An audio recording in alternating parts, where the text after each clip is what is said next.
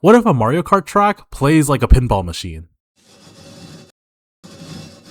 Okay, but does it make you feel like a pinball? Hey everyone, I'm Lawrence, the marketing director for Absolute Momentum, our multiplayer parkour racing game. In addition to marketing, I also act as a level designer and software engineer for the team when needed. My role was to block out a racetrack for Absolute Momentum using Ben's new movement system. For those who aren't familiar, blocking out in game development is when you design a level using simple shapes. This allows the designer to prototype quickly and ensure the level is actually fun before adding any environmental assets.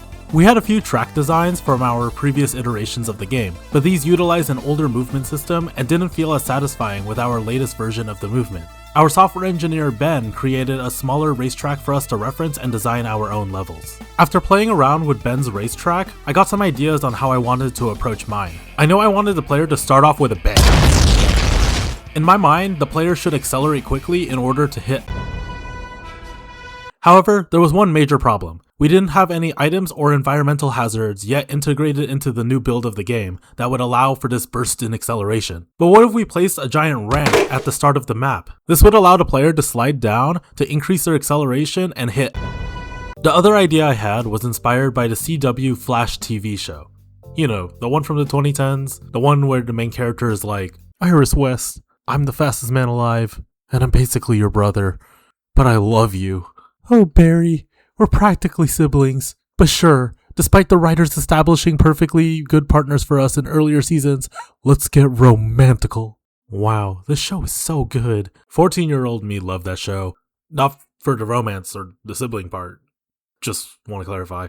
On paper, it seems obvious that there would be inspiration from DC's most iconic speedster. What I'm pulling from the CW show specifically is my memory of Barry Allen racing side by side with another speedster or running through the Speed Force and something else would interrupt him. The idea of running through these hallways in parallel with other players sounded really entertaining. With our item system currently in the works, I thought it would be a really cool opportunity to have the items at the beginning of these segments, which split off into several parallel hallways. These runways would contain gaps every few meters to enable players to attack other racers or enter their runway. I blocked out these two parts of the level pretty quickly, but then I found a significant issue. Having the player go all the way down at the beginning of the race means that they have a long climb to get back up. Creating a long ramp going up isn't really that exciting, since the player can't really gain much momentum going upwards. I had to find other ways to bring up the player while still keeping the level engaging.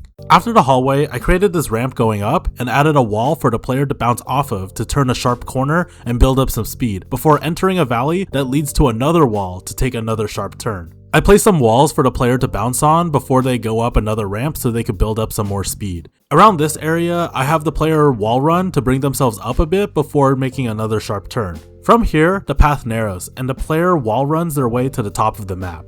At the peak, we ended the lap with another 3-segmented runway for the player to run through. This time though, there are smaller valleys and gaps for the player to engage with and build up more speed before getting launched at the very end and carrying over all that speed and velocity to the beginning ramp of the next lap. While there are some areas to clean up geometry wise, I'm pretty happy with this primary path. The pacing works well with the burst of speed at the beginning, then slowly build up an engaging climb to the top, only to be rewarded with another burst of speed to enter the next lap. What I found while playtesting, especially with these back-to-back walls, is running through the track feels like a pinball machine, where you are constantly timing your bounces to build up as much speed as possible to reach.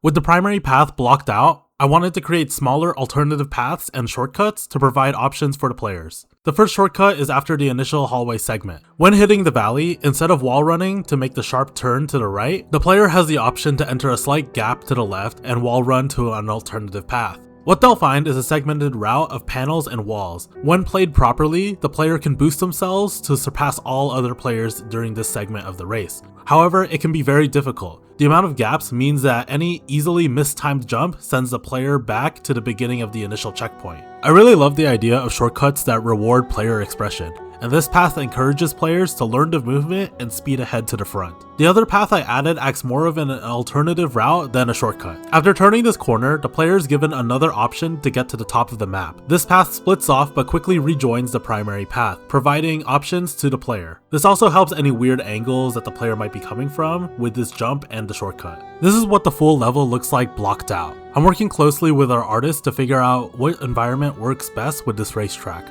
As we continue to build levels for the game and develop more features, I'll find changes to make to this track, so the structure might look very different from how it's presented now. Thank you for taking the time to watch this devlog. I hope you found it interesting. If you really enjoyed the style of animated content, I do a lot more Blender animations on my YouTube channel Emergency Player. More importantly though, if you're interested in this game, like and subscribe to PyDev Studios for more devlogs, and wishlist our game, Absolute Momentum, on Steam, link in the description below.